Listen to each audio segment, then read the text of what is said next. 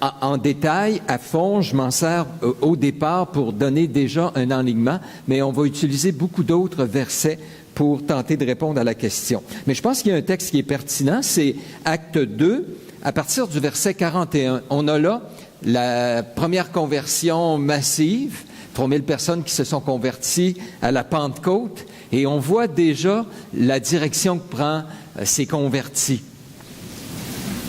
Donc, Acte 2, verset 42, on nous dit donc que ces gens qui ont accepté, au verset 41, la parole du Seigneur ont été baptisés, sont devenus des disciples.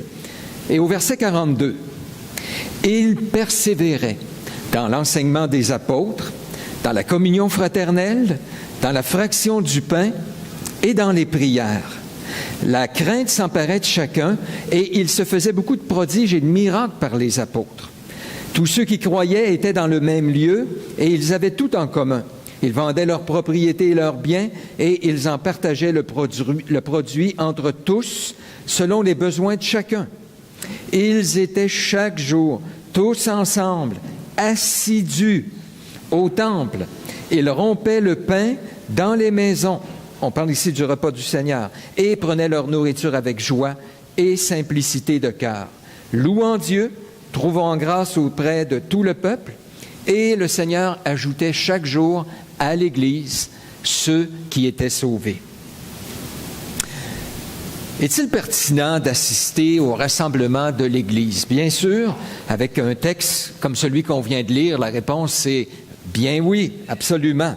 Mais dire tout simplement que Dieu veut qu'on assiste aux réunions, je pense que c'est un peu faible comme affirmation. C'est trop faible, parce qu'en fait, ce que Dieu désire, c'est pas tellement qu'on assiste aux réunions, mais qu'on comprenne que nous sommes l'Église. Ça fait partie de notre nouvelle identité en Jésus-Christ. D'abord et avant tout, je n'assiste pas à l'Église. Je suis membre, je suis l'Église. Nous sommes l'Église. Et c'est indissociable dans la compréhension de l'Écriture, un croyant de l'Assemblée, autant qu'un être humain ne peut pas se dissocier de l'humanité. C'est notre identité. Je dirais aussi que c'est important, l'Église, le rassemblement des croyants, parce que c'est dans le but même de la croix. Vous savez, Jésus est mort, oui, pour des individus, mais on nous dit dans Jean 11 qu'il est mort aussi afin de réunir en un seul corps les enfants de Dieu. Vous aimez Jésus? Pour vous, la croix, c'est central. Bien, il nous dit qu'un des buts de la croix, c'était de réunir les croyants. Dieu nous veut unis, une famille, son peuple, son corps. C'est aussi l'œuvre de l'Esprit en nous. Nous avons cru en Jésus, nous avons été baptisés du Saint-Esprit. Comment on reconnaît quelqu'un de spirituel, rempli du Saint-Esprit? Bien, on nous dit que l'œuvre de l'Esprit, particulièrement, ce qui crée en nous, c'est comme une nouvelle dynamique, une nouvelle approche. Il y a comme une nouvelle direction en nous qu'il produit. Et nous avons, on nous dit dans 1 Corinthiens 12-13, nous avons tous été baptisés dans un seul esprit pour former un seul corps. L'esprit qui est en vous depuis la nouvelle naissance, là, il veut produire quelque chose. Et si on le laisse agir en nous, il va nous rapprocher des autres enfants de Dieu. Parce qu'on a besoin les uns des autres. Puis il veut qu'il y ait cette saine et sainte dynamique où ensemble on s'aide à en grandir. Et dans le texte, c'est clair, je souligne quelques points ici. Quelle était l'attitude, l'approche des premiers chrétiens. Puis je ne pense pas qu'ils ont été beaucoup enseignés, là. Dans le sens, ils se convertissent, c'est spontané, il y a une joie, puis qu'est-ce qu'ils font? Bien, on nous dit, ils persévèrent au verset 42, dans l'enseignement des apôtres, la communion fraternelle, la fraction du pain, donc le repas du Seigneur, et dans les prières en commun. Ils mettaient du temps ensemble. Ils persévéraient dans cela, dans cette nouvelle unité dynamique. Vous avez lu le verset 44, on nous dit que tous ceux qui croyaient étaient dans le même lieu, même ils vendaient leurs biens. Il y avait une situation économique particulière à Jérusalem à ce moment-là, parce que des gens se sont convertis, ils venaient d'ailleurs, ça a créé une certaine dynamique. Et les gens se sont même pas posé la question. Ça semble être une réaction naturelle, spontanée, avec joie, en disant « Hey, c'est mes frères et sœurs ». Et ils ne se posent pas la question. Puis ceux qui habitaient à Jérusalem ont vendu des maisons, des propriétés, des terrains pour prendre soin des autres. Wow! C'est quoi cette réalité-là? C'est quoi ce mouvement-là qui part de l'intérieur? Je ne pense pas qu'il y avait une pression sur eux. Ils étaient libres de le faire. C'est mentionné au chapitre 5, c'est l'apôtre Pierre le dit à Ananias, tu étais libre de garder ton champ, ta maison, tu n'avais pas besoin de le vendre. Là. Alors c'était vraiment spontané. Au verset 46, on nous dit, ils étaient chaque jour, c'était même pas chaque dimanche, là, chaque jour, ils se réunissaient dans le temple, plus gros rassemblement, dans les maisons, plus petit rassemblement, et entre autres, c'est là qu'ils prenaient le repas du Seigneur. Et regardez le verset 47, comment c'est puissant. C'est le Seigneur qui ajoutait chaque jour à l'Église ceux qui étaient sauvés. Alors, c'est clair dans le Nouveau Testament. Le Seigneur Jésus a lui-même voulu créer, instituer l'Église. Ce n'est pas une invention d'homme. C'est dans l'intention, c'est dans le cœur même du Seigneur Jésus. Mais malgré tout cela, soyons réalistes, il y a une tendance marquée de plus en plus à l'absentéisme dans les églises. Et je ne parle pas ici de gens qui quittent l'Église définitivement. Je parle de personnes qui aiment Jésus, qui croient à l'importance de l'Église, qui servent dans l'Église, mais qui, pour différentes raisons, sont là, des fois moins souvent ou moins régulièrement. Et c'est un phénomène nord-américain, et toute religion confondue, là, okay? Toute dénomination confondue. C'est quelque chose qu'on voit, une tendance. Il y a un article que je lisais dernièrement, puis l'auteur, je trouvais ça intéressant, donnait différentes raisons. Je vous les présente. Selon lui, différentes raisons plus sociales ou culturelles qui fait que c'est rendu une réalité parmi nous. Voici lui ce qu'il disait. Il disait, les gens maintenant ont une plus grande aisance financière, dans le sens que maintenant, il y a plein de possibilités. Ce qui fait en sorte que le dimanche matin, il n'y a pas juste la possibilité d'aller au rassemblement ou pendant la semaine. Mais à cause de l'aisance, on peut plus voyager. Il y a plein de divertissements qui sont là possibles pour nous, ce qui n'était pas le cas quand on recule nécessairement de quelques années. Alors ça, c'est la première raison qu'il donne. Deuxième, il dit les enfants. On veut, et c'est culturel, là, maintenant on est là historiquement, vraiment prendre soin des enfants. Puis il y a beaucoup de possibilités que nos enfants participent à des activités, des sports. Puis ça arrive souvent la fin de semaine, pas vrai, le dimanche, ou si vos enfants font de la compétition dans un sport quelconque. Et ben les parents accompagnent, puis tout ça. Donc ça fait en sorte qu'ils sont là moins fréquemment. 3, plus de possibilités de voyage. Et ça, malgré l'économie qui, en tout cas, cette année, là, on parle de récession, l'économie, c'est un peu plus difficile. Si vous, comme moi, vous suivez un petit peu vos REER ou vous avez envie de paniquer, malgré tout ça, on voyage. Et autant pour les affaires que pour le plaisir ou le divertissement, le loisir. Et donc, ça fait en sorte que les gens sont moins là. 4, les familles reconstituées. Au moins, les enfants, une fin de semaine, peut-être ils sont chez papa, une fin de semaine, ils sont chez maman, et au moins les enfants, ça fait en sorte que peut-être ils vont être là, pas 52 semaines par semaine, par année, mais peut-être la moitié, 26. Ça aussi, c'est une réalité. 5, il y a les options technologiques, Internet. Vous pouvez rester chez vous, entendre chez vous ce matin un bon message, peut-être, et sûrement un meilleur que vous allez entendre ici ce matin. La télévision aussi, c'est rare, je suis à la maison le dimanche matin, mais il y a toutes sortes d'options qui sont là. Ça aussi, c'est nouveau, ce qu'on n'avait pas avant. Et ça joue. C'est un fait qu'on doit tenir compte. Il y a des changements culturels aussi, et l'auteur disait en 6e lieu, on s'est débarrassé de la culpabilité. Il y a quelques années, ne pas assister à l'Église, on se serait senti tout croche, coupable. On aurait eu de la misère à fonctionner peut-être pendant la semaine. Aujourd'hui, on est capable de vivre avec ça parce que c'est un changement culturel où on n'accepte plus la culpabilité, on l'a géré. Et donc, ça ne veut pas dire qu'on était là nécessairement pour les bons motifs, mais au moins on était là. Bon, aujourd'hui, on est capable de passer par-dessus cela. 7. Les croyants, il mentionne, prennent en main leur spiritualité. Un peu comme la médecine. Avant, il n'y avait pas d'autre option, tu étais malade, tu allais voir le médecin. Aujourd'hui, tu sors ton ordinateur, tu vas sur Google, tu peux appeler, c'est quoi le numéro, Info Santé. On prend en main, on va même aller voir peut-être des médecines parallèles, puis on fait pas nécessairement confiance rapidement, on se fait un peu confiance, puis on est capable d'aller chercher de l'information. Et il y a quelques années, dans les églises, on dépendait, le pasteur avait toutes les réponses et on passait par lui. Aujourd'hui, on est capable de prendre un peu plus les choses en main, de voir à notre progrès, aller chercher des ressources, de l'information. Et donc, on est moins assidu et c'est moins peut-être important pour nous d'être toujours là. Ça, c'est 7e. 8, on remet en question les bénéfices d'assister au rassemblement. On va poser la question, puis je pense qu'elle est juste. Ça me rapporte-tu quelque chose d'être là? Qu'est-ce que ça fait si je n'y vais pas? Est-ce que ça va faire en sorte que ma semaine va être gâchée automatiquement parce que je ne suis pas là?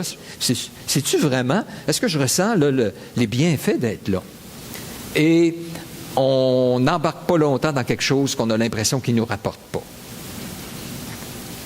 9. Il y a les limites de l'approche si des gens assistent parce qu'ils doivent assister, pas nécessairement par esprit d'engagement, puis qui comprennent l'importance, on y va parce qu'un chrétien doit être à l'Église. À la longue, ça ne tiendra pas la route.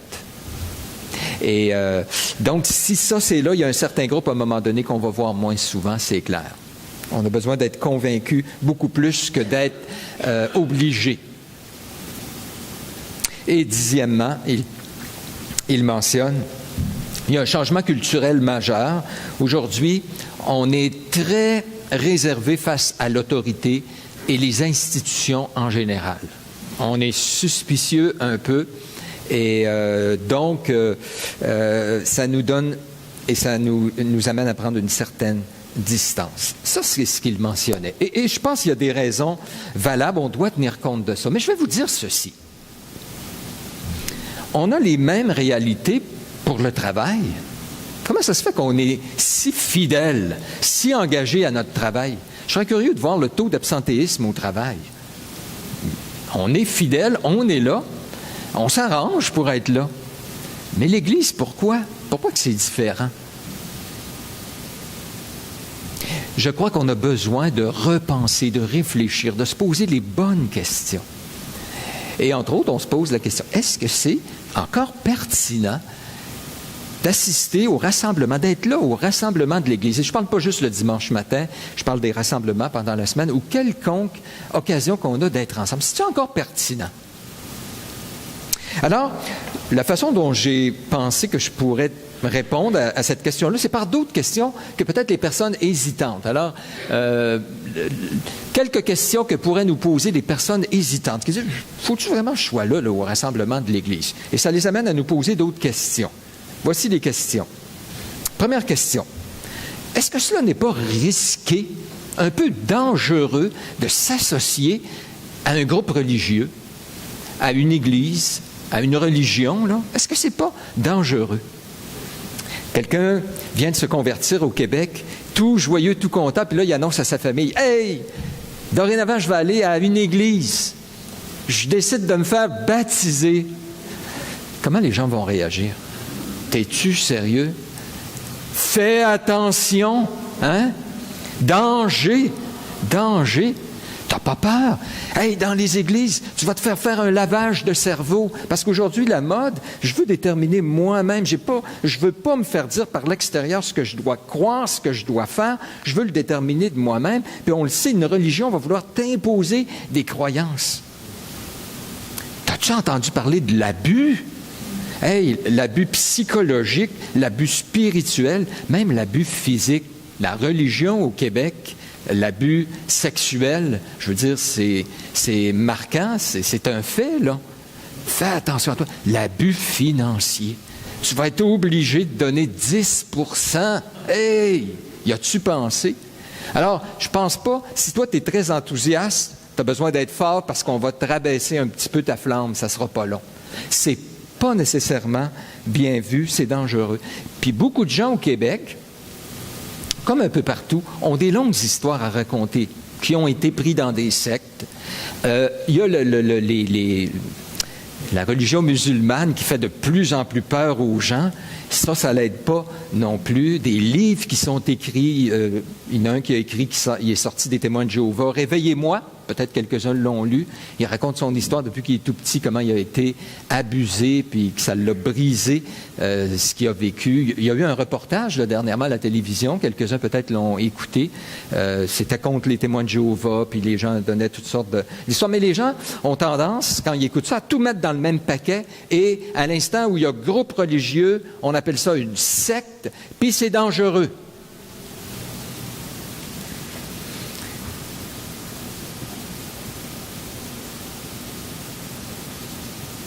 Maintenant, face à cela, moi, je vous invite à dire, OK, prenons le temps de respirer, OK? Revenons à Jésus. Jésus, notre chef, le chef de l'Église. Et on est d'accord que Jésus, lui, avait une disposition de cœur, une attitude, une approche où il a donné sa vie. C'était pas un abuseur, c'est pas quelqu'un qui a abusé spirituellement, physiquement, matériellement des gens, c'est tout le contraire. Il a donné sa vie, il est allé jusqu'à mourir. Il n'a jamais mis de pression sur quelqu'un, tenté de manipuler les gens. Jésus avait un cœur intègre, c'est un homme de Dieu qui n'a jamais péché, c'est notre sauveur. On est d'accord que ça, c'est le cœur de Jésus. Et ça, c'est pas remis en question. Et même si les gens disent hey, « moi, j'aime Jésus », ça passe dans notre société. Parce qu'on sait que Jésus était comme ça. Mais est-ce qu'on oublie que l'Église que Jésus veut former, puis les leaders que Jésus veut utiliser, il veut qu'ils aient le même cœur que lui avait? Jésus n'a jamais prôné de manipuler les gens, d'abuser des gens d'une quelconque façon. Que le plus grand parmi vous soit le serviteur de tous. Ce cœur que Jésus avait, là, c'est ce qu'il enseigne que les serviteurs dans les églises, les pasteurs, que le peuple, les croyants dans les églises, il veut qu'on développe cette même attitude. Et c'est beaucoup plus là qu'on veut regarder. On est d'accord que les valeurs fondamentales dans l'Église, c'est pas de ramasser de l'argent. C'est pas d'avoir une espèce de gros nombre, une armée de bénévoles qui vont faire ce qu'une dictature va leur dire de faire. C'est pas ça notre valeur fondamentale. Notre valeur fondamentale, c'est qu'on veut s'attacher à Jésus. Aimer Jésus. S'attacher les uns aux autres. Aimer les autres. Être prêt à donner notre vie pour les autres. Servir les autres. Ça, c'est nos valeurs fondamentales. Alors, remettons les choses dans la perspective. Et moi, ma confiance, là, n'est pas dans l'Église. Ma confiance est en Jésus qui s'est réuni un peuple, qui va travailler dans ce peuple-là pour mettre son cœur dans le peuple. Et je m'attends de trouver des églises, le peuple de Dieu, qui va ressembler de plus en plus à Jésus. Je m'attends de trouver des gens qui n'abuseront pas de moi.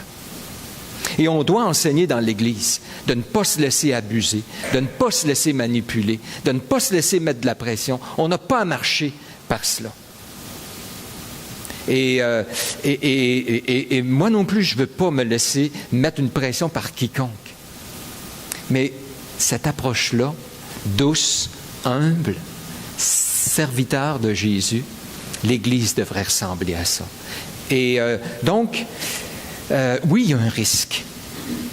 Mais je dirais le seul risque, c'est de se tromper puis de ne pas trouver le groupe que Jésus lui-même est en train de régner puis qu'il est en train d'utiliser. J'aime les versets dans l'Écriture qu'il dit, vous savez, si on croit que ce qui change les gens, c'est l'œuvre de Jésus dans les cœurs. Et moi, je crois que Jésus est assez puissant qu'il va changer les cœurs des enfants de Dieu, du peuple de Dieu. Pourquoi j'utiliserais la pression la manipulation, les menaces. Pourquoi utiliser les armes charnelles alors que Jésus, lui, est en train de changer les cœurs? J'y fais confiance. Je n'ai pas besoin d'utiliser ces choses-là. On a besoin financièrement pour avancer. N'importe quelle organisation, là, arrêtons de nous faire des histoires. N'importe quelle organisation a besoin de financement. Mais si nous, on croit que c'est Jésus qui change les cœurs, puis qui donne dans le cœur des gens la bonne volonté de vouloir donner, c'est entre Jésus puis eux, à l'œuvre de Jésus. Moi, je fais confiance au Seigneur. On n'a pas besoin de mettre de pression. On n'a pas besoin de compter et savoir qui donne. Puis, non, on fait confiance au Seigneur Jésus. Et je lui fais confiance et il va faire les choses. Et c'est pourquoi j'aime le genre de verset qui dit que l'homme de Dieu doit redresser avec douceur et patience, dans l'espérance que Jésus va donner la repentance. Pas besoin de mettre de pression. J'aime les versets qui disent que les dirigeants doivent être des serviteurs. Ils doivent servir, pas en dominant sur le peuple, mais comme en étant les modèles du troupeau dans 1 Pierre. Toute une autre approche, on peut le faire parce que Jésus est vivant, parce que lui fait le travail. J'aime les versets qui disent que tout le corps, les membres les plus forts sont centrés sur les plus faibles pour en prendre soin. Le corps est constitué comme ça. L'Église est constituée comme ça. Pas l'inverse, pas abuser des plus pauvres puis des plus faibles. C'est l'inverse, c'est ceux envers qui on veut le plus donner. Toute une autre approche. OK, je vais arrêter là ce point-ci là, parce que je vais avoir le temps de passer les autres. Mais oui, je pense qu'on doit réfléchir, se poser des bonnes questions. Mais revenons à l'Écriture et donnons-nous comme défi, comme Église, d'être ce genre de personne qui fait confiance en Jésus. Puis à cause de ça, je peux faire confiance à l'Assemblée où Jésus a la pleine liberté d'agir. 2, on entend, est-ce que ma relation avec le Seigneur ne suffit pas? Pourquoi assister à un groupe? Pourquoi être dans une religion? Moi puis Jésus, là, ça suffit. C'est bon, j'ai pas besoin de plus que cela. Vous avez déjà entendu ça, hein? Et c'est très populaire aujourd'hui, d'ailleurs, pas juste dans les milieux chrétiens, là. Je veux dire, d'avoir une religion personnelle. Une religion publique, là, puis participer à un groupe, c'est pas être in aujourd'hui. Mais si quelqu'un dit, oui, moi, j'ai ma spiritualité, j'ai des pratiques spirituelles, mais ça, c'est entre moi puis l'être suprême. Et je vis ça chez moi, puis on va dire, ah, c'est beau, c'est vraiment beau ce que tu fais. Et j'ai pas besoin d'une organisation, j'ai pas besoin d'un groupe, j'ai pas besoin de gens qui me disent quoi faire. On va dire, ah, c'est vraiment bien ce que tu fais. C'est comme ça que la société est. Et on entend ça aussi parmi les croyants, particulièrement ceux qui ont eu des mauvaises expériences. Si tu as été dans une assemblée chrétienne, puis que ça a été difficile, honnêtement, qu'il y avait un manque de maturité, que peut-être il y a eu une pression qui a été mise sur toi, puis souvent on va dire « Oh, c'est assez ». Et je me contente de ma relation avec Jésus. Souvent, c'est ce qui amène cela. Maintenant, est-ce que c'est un ou l'autre? C'est-à-dire, moi, c'est Jésus ou l'Église, ben, je choisis Jésus. Hein? Pourquoi pas les deux? Et je dirais même, pour moi, dans ma compréhension, c'est très difficile de choisir Jésus sans l'Église, parce que c'est lui qui l'a institué. Parce que c'est son projet, c'est son plan. C'est là qu'il met tous ses œufs dans le même panier, qui est présentement de se former un peuple, de le sanctifier pour l'amener un jour à être parfaitement à son image. Ça, c'est le cœur de Jésus. Si Jésus est mon maître, mon Seigneur, l'objet de ma foi, comment je peux prétendre le suivre et rejeter ses enseignements, dont l'Église fait partie? C'est central. Alors, plutôt que de dire « Moi, Jésus me suffit », je devrais dire peut-être quelque chose comme ceci. Jésus est tout ce qu'il prévoit et pourvoit me suffit. Et cela inclut l'Église. Vous voulez tourner dans un texte, s'il vous plaît, dans 1 Pierre 2, 4.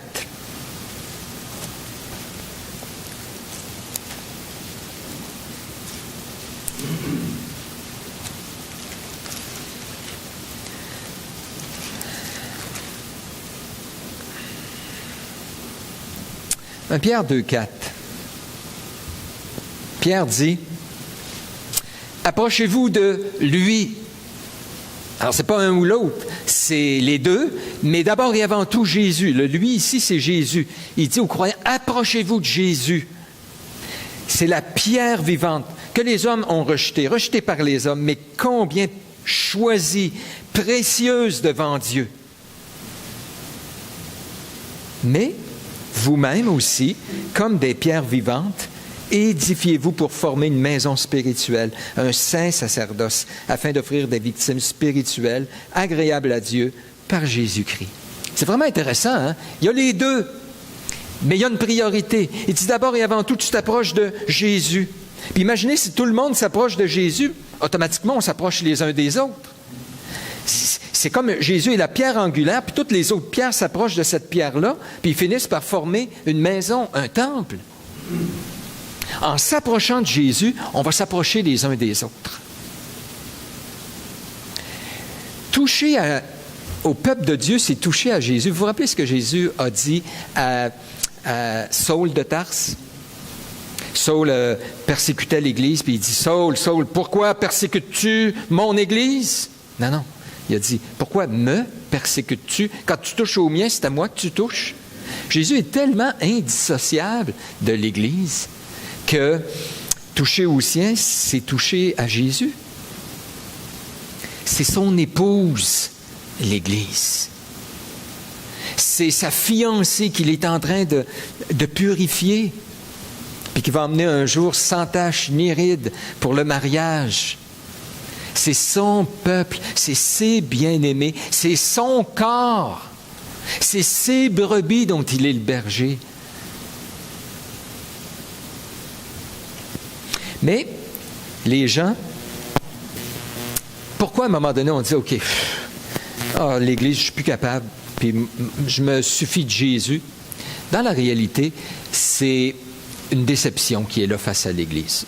C'est toujours là, il faut revenir là. Ça vous est arrivé d'être déçu de l'Église? Absolument, moi ça m'arrive. En fait, si je vais être honnête, je suis déçu de moi-même des fois. Alors, c'est pas étonnant que les autres me déçoivent. Je me déçois moi-même quand je regarde ce que Dieu me demande de faire, puis je vois que je suis rendu. Qu'est-ce que c'est que l'Église? Revenons à ça. OK? C'est quoi l'Église?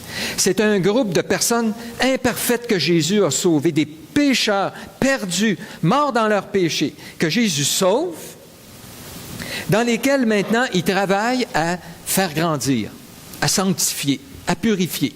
Ils sont imparfaits au début, puis ils vont être parfaits tout au long en s'améliorant, bien sûr. Et un jour, ils vont être parfaits. Alors, se joindre à l'Église, ben c'est clair que tu vas être conscient de personnes imparfaites autour de toi. Puis je le dis aux gens qui s'ajoutent à l'Église. Dis, hey, ça te paraît beau, là, peut-être, mais attends juste un petit peu. Tu vas voir. En côtoyant les frères et sœurs, tu vas être blessé, tu vas voir des choses qui vont te décevoir. Une phrase qu'on entend souvent dans l'Église, savez-vous, c'est quoi? C'est ça, être chrétien. Hein? Ils se disent chrétiens, puis ils font ça. Vous avez déjà entendu ce genre de choses-là? Ben oui.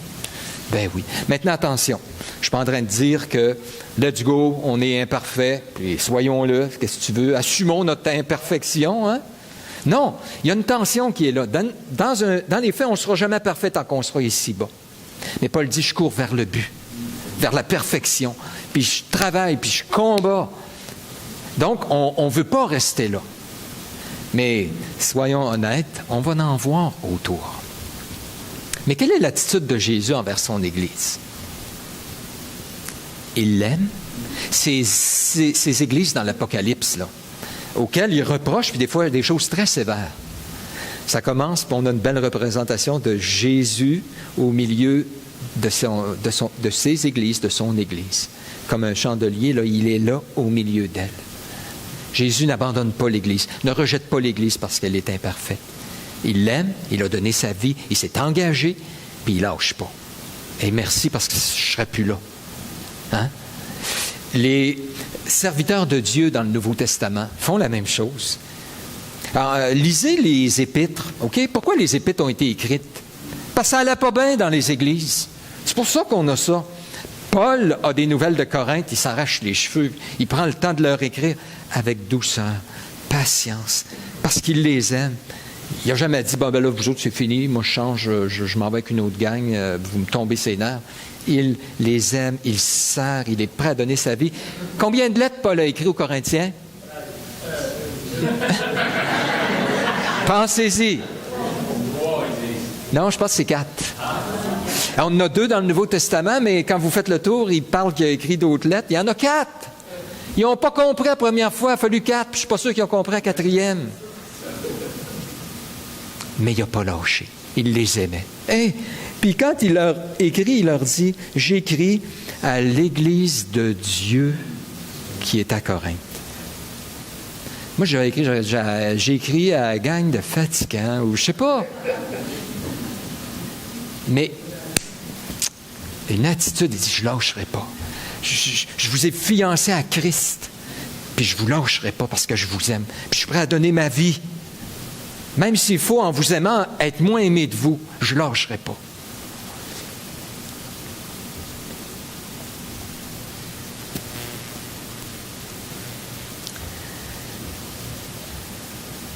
Troisième.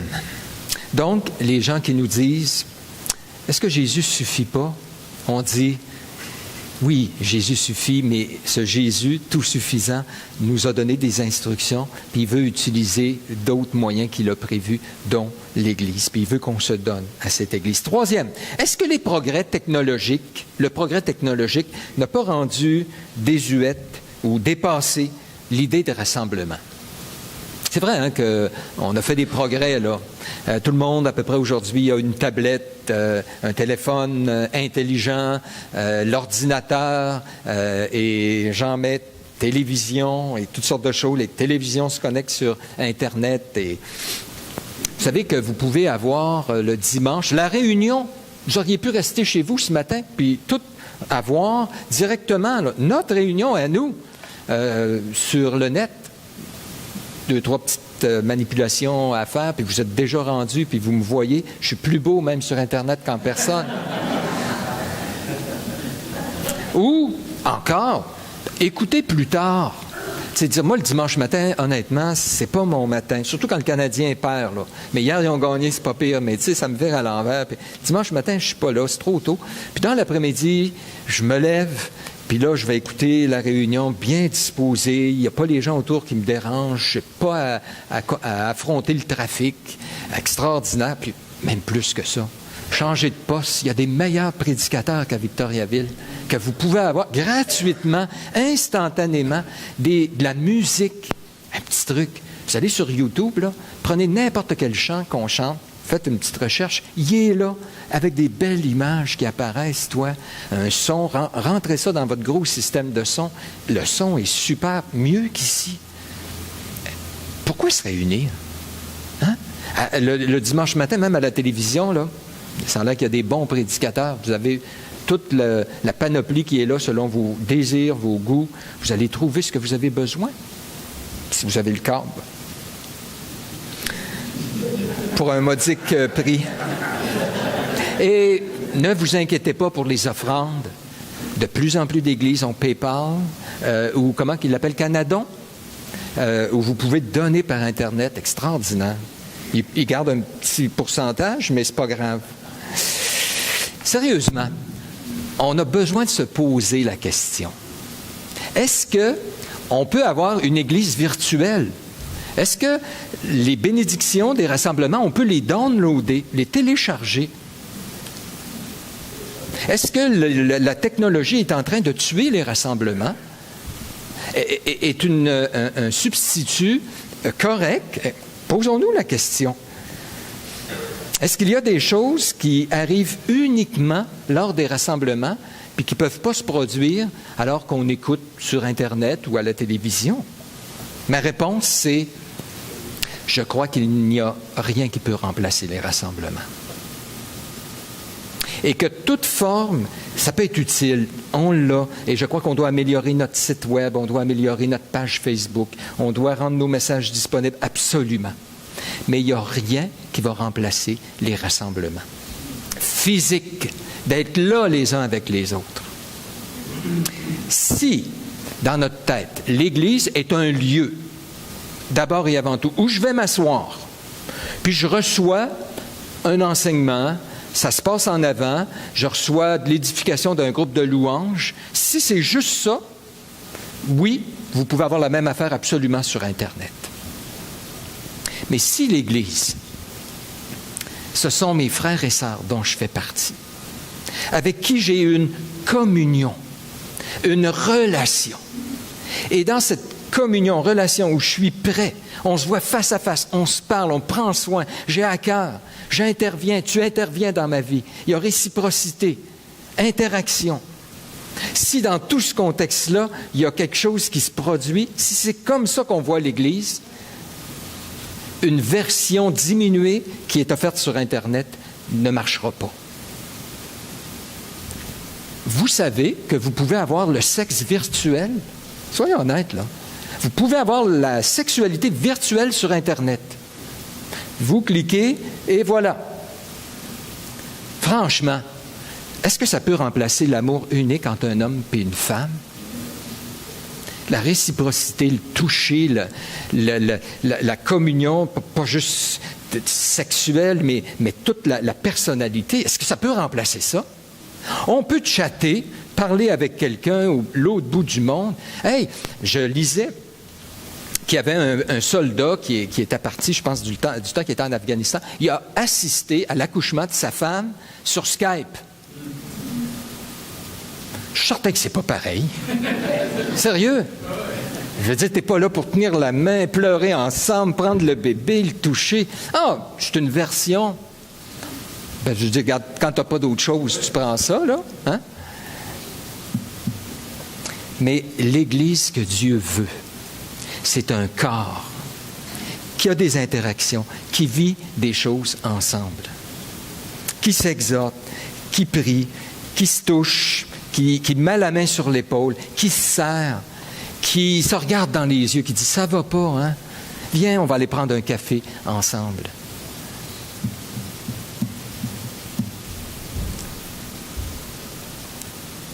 La technologie favorise quoi? Spécial, hein? La non-connexion. C'est bizarre ce que je dis là, hein? Une forme de connexion, mais minimum, mais qui ne nous permet pas d'atteindre le maximum. L'homme veut une religion naturelle. Naturellement, là, ce que l'homme veut, c'est une religion où on me parle de Dieu une fois par semaine, mais je connecté avec Dieu, une relation personnelle où je lui parle, il me parle, tout ça. L'homme naturel est un peu mal à l'aise là-dedans, ne connaît pas ça. Et de venir à un rassemblement où on a une connexion les uns les autres, on prend. L'homme naturel n'est pas très à l'aise là-dedans. Dieu veut qu'on se serve réellement les uns des autres. Pratiquement, concrètement. Si ton expérience religieuse consiste à aller chercher du matériel sur le net, puis le télécharger, tu es en train de te servir toi-même. Pas nécessairement de servir les autres. Et savez-vous quoi? Les églises qui mettent l'accent sur ces relations-là, qui s'aiment, qui sont proches, qui se connectent les uns aux autres, c'est ces églises auxquelles on veut assister, qu'on veut participer. Puis c'est celles qui attirent les non-croyants. On a tout à développer cela. Et soyons honnêtes, notre notion d'église au Québec, ça se passe en avant. Et on met beaucoup sur les épaules des prédicateurs, beaucoup sur le groupe de louanges. Il faut qu'ils performent. Et si ça ne performe pas, on va s'en aller ailleurs. Esprit de magasinage, moi je paye ma dîme, mes offrandes, donc amener le service. On était mentalité de magasinage. On met beaucoup. Et ça ne tient pas la route. Oui, ces gens-là ont un travail, ils ont des dons, ils font partie de l'Église, mais c'est pas ça l'Église. L'Église, c'est chacun de nous, et Dieu nous a équipés, et on a à travailler dans ces interactions-là, développer cela, et on a de la misère à dépasser ça. C'est tellement difficile. Le plus loin qu'on va, là, c'est d'avoir des clics, on dirait. Tu petite gang, là, on a quelque chose en commun, ça va bien, on s'aime, on aime les mêmes loisirs, tout ça, ça va bien, on est ensemble. Mais que les plus forts soient centrés sur les plus faibles pour en prendre soin, qui se donnent, qui sont là, qui sont présents. Oh, que c'est dur dans notre mentalité québécoise.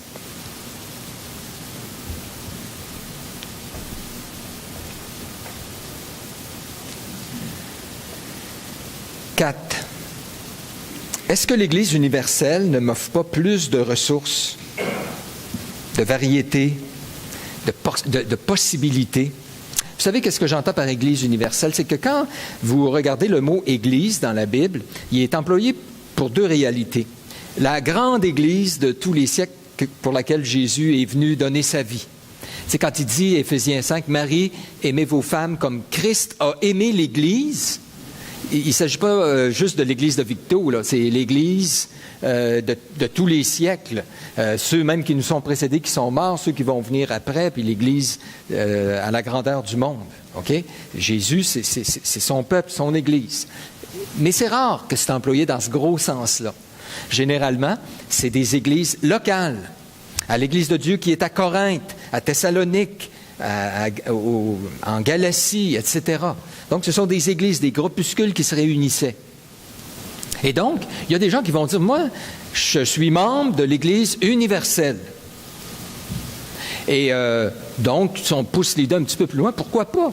Le dimanche, je me dis, bon, ben regarde, on a Internet à cette heure qui nous donne même ce qu'on va offrir dans les églises. Alors, je regarde, et Victo, les alentours ici, il y a à peu près 4-5 églises, c'est où qu'il y a le meilleur à matin service. Qu'est-ce qu'il y a? Oh, il y a un invité, là. OK. Alors, c'est là que je vais aller ce matin. La semaine prochaine, oh, il y a une grosse offrande là-bas. OK, je n'irai pas là. Hein?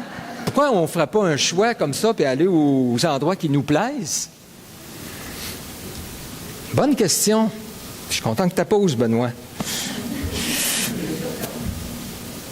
Certains pourraient dire, ouais, mais c'est normal, les pasteurs, vous autres, que vous vous inquiétez de ça. Et en passant, il n'y a pas de problème à aller visiter des frères et sœurs de temps en temps. On s'entend là. C'est pas de ça qu'on parle. D'aller dans une autre église, c'est pas péché. OK? Mais est-ce qu'on peut s'attacher à une église? Est-ce qu'il n'y a pas un avantage de s'engager dans une église, de se donner pour un groupe bien précis de personnes là, que je vois face à face? Arrêtons de penser l'église, là, c'est une institution, c'est une organisation. Tu sais, on dépersonnalise l'église. L'église, c'est des personnes. On va dire les pasteurs, je comprends, eux autres, ils prêchent contre ça, là, qu'on soit plus allés dans différentes églises parce qu'ils ont peur de perdre leur bassin de bénévoles, ils ont peur que les offrandes diminuent. Tu sais, si la personne va dans 5 églises, il va peut-être avoir 1/5 de ses offrandes. On a peur aussi que les gens en allant un peu partout vont comparer, puis ils vont nous critiquer, ils vont dire « Hey, ça se passe différemment ailleurs, c'est meilleur, etc. »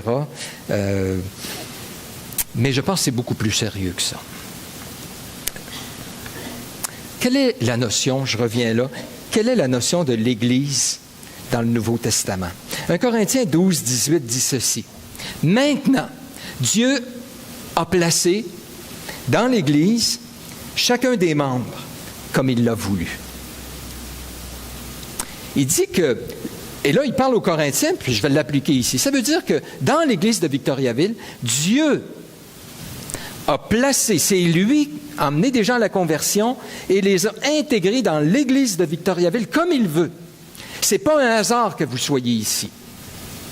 Dieu a un plan, Victoriaville comme ville, pour l'atteindre. Dieu choisit les personnes qu'il veut dans son équipe pour atteindre quelque chose de précis.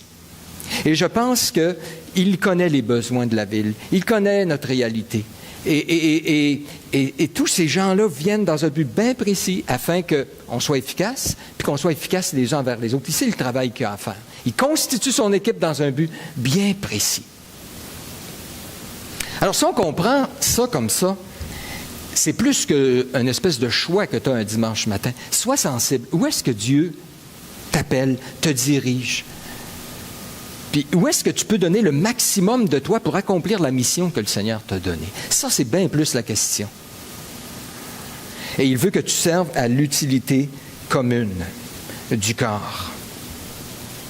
Il y a cette notion, donc, l'Église, Je dois m'engager dans un groupe dont je fais partie, que j'amène une part particulière, personnelle, que personne d'autre peut amener. Mais qu'ensemble, on va arriver à faire ce que Dieu veut qu'on fasse. Et j'aime la notion aussi dans le Nouveau Testament, mon frère que je vois. Vous vous rappelez d'avoir lu ça dans 1 Jean? Il dit, si quelqu'un dit j'aime Dieu et qu'il haïsse son frère, c'est un menteur. Celui qui n'aime pas son frère, qu'il voit. Comment peut-il aimer Dieu qu'il ne voit pas?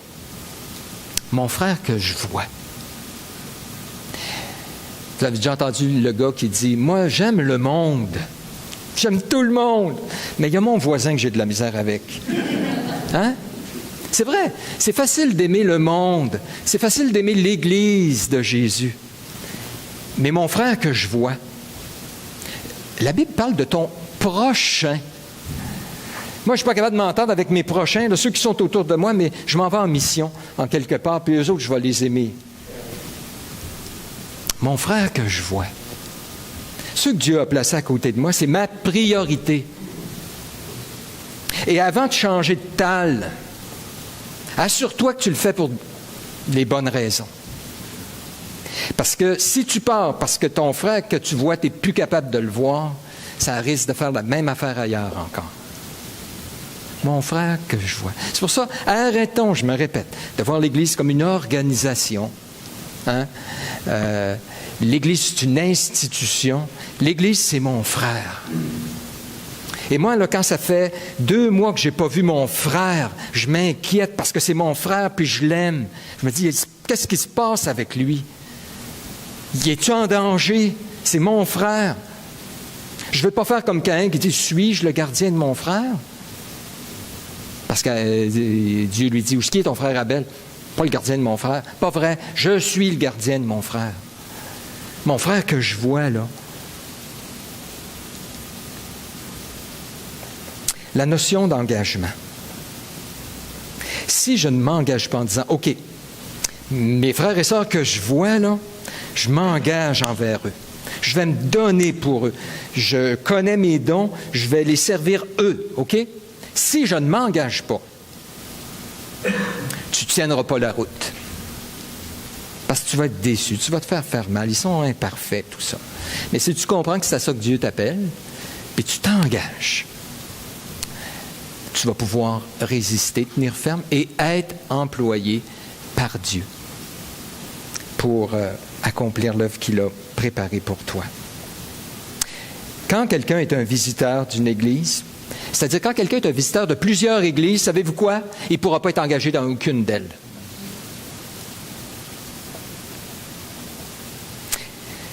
En conclusion, ne négligeons pas le plan de Dieu.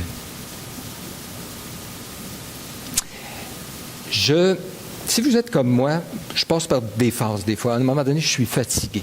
À un moment donné, je dis, me semble, là, tu sais, ça fait beaucoup, puis des fois, quelqu'un te dit quelque chose, tu es blessé, puis tu as envie de te retirer. Je dis, OK, reviens à ce que Jésus veut. C'est à ça qu'il t'appelle. Reviens là. Dis-le au Seigneur, je trouve ça dur. Mais Seigneur, je veux te plaire, je veux t'obéir, puis tu sais ce qui est le mieux pour moi. Puis si c'est à ça que tu m'appelles, tu vas pourvoir à ce que j'ai besoin. Reviens à Jésus. Reviens là. Arrêtons de nous écouter.